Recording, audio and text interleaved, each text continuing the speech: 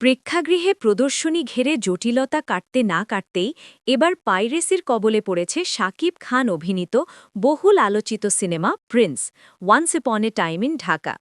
Server সমস্যার কারণে দেশের কয়েকটি হলে প্রদর্শনী বন্ধ হয়ে যাওয়ার পরপরই সিনেমাটির গুরুত্বপূর্ণ কিছু দৃশ্য ইন্টারনেটে ছড়িয়ে পড়তে শুরু করেছে। যান্ত্রিক ত্রুটির কারণে অনেক দর্শক টিকিট কেটেও সিনেমাটি দেখতে পারেননি, এতে ক্ষোভের সৃষ্টি হয়েছে। কোথাও কোথাও প্রেক্ষাগৃহে ভাঙচুরের ঘটনাও ঘটেছে। এই অস্থির পরিস্থিতির মধ্যেই ফেসবুক সহ বিভিন্ন সামাজিক মাধ্যমে সিনেমার একাধিক ক্লিপ ঘুরে বেড়াচ্ছে।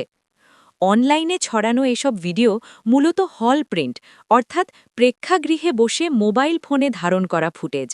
নির্মাতা আবু হায়াত মাহমুদের পরিচালনায় নির্মিত ছবিটি মুক্তির আগেই দর্শকদের মধ্যে ব্যাপক আগ্রহ তৈরি করেছিল। ৯০ দশকের ঢাকার আলোচিত গ্যাংস্টার কালা জাহাঙ্গীরের জীবন থেকে অনুপ্রাণিত গল্পে নির্মিত এই সিনেমায় শাকিব খান কেন্দ্রীয় চরিত্রে অভিনয় করেছেন।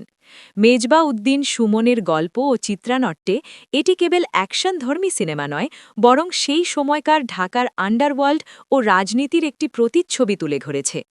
প্রযোজক শিরিন সুলতানার এই বড় বাজেটের ছবিতে শাকিব খানের বিপরীতে প্রথমবার অভিনয় করেছেন তাসনিয়া ফারিন। পাশাপাশি গুরুত্বপূর্ণ ভূমিকায় আছেন জ্যোতির্ময়ী কুণ্ডু, ইন্তেখাব দিনার, রাশেদ মামুন অপু ও ড এজাজ।